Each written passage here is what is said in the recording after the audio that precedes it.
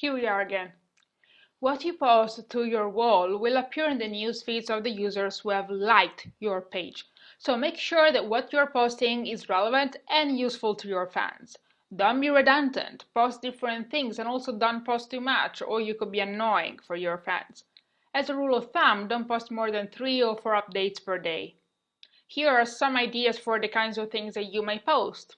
Maybe links to articles related to your product, brand, or your industry. Maybe links to your blog posts, maybe coupon codes for fans to save on your products, or links to online resources your fans might find useful. Make sure that anything you post is valuable. We said that marketing is an exchange. Your fans give you their time and attention, and in exchange, you need to give them useful content and information. Try to get people involved. Asking questions is generally a great way to do that. What you ask depends largely on your product or your niche. Ask open-ended questions. It usually works best. Also, asking opinions on a new product idea or project can be a good way to convince your fans that your company cares about what their needs and wants are. Even if your Facebook page is certainly a way for you to advertise your product, try not to be too commercial, too selly. That is one of the quickest ways to lose fans. Before you post anything, ask yourself if it honestly adds value to the conversation. If it doesn't, don't post it.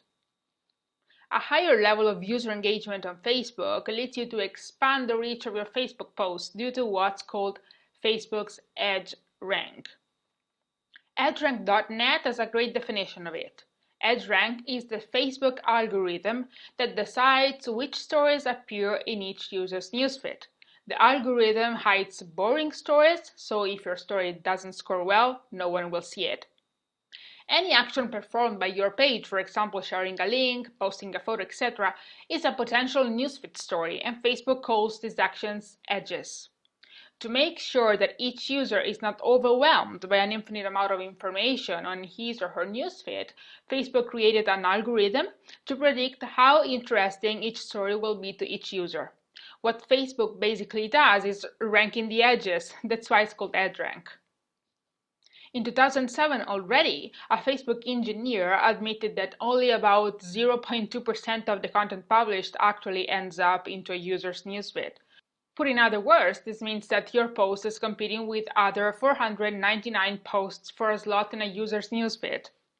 Even if many of the components of the algorithm are still unknown, we do know for sure that a huge part is played by the so-called edge weight. The more actions users perform on your post, likes, comments, or shares, the higher the edge weight of that post, with comments apparently weighing more than likes. Remember, anything can be shared in a way that captures and engages your audience. Let's take a look at a great example. This post is a very bad one. No valuable information, no outstanding graphics, no engaging copy. Now, look at this other one. This is awesome. It engages the audience and at the same time it can collect valuable information for Walmart in terms of customer preferences. It's simply great. It doesn't take much to turn a very cold content into an engaging one. Add one question, ask for people's opinion, ask them to tag their friends in the comment section, and you will certainly see the difference.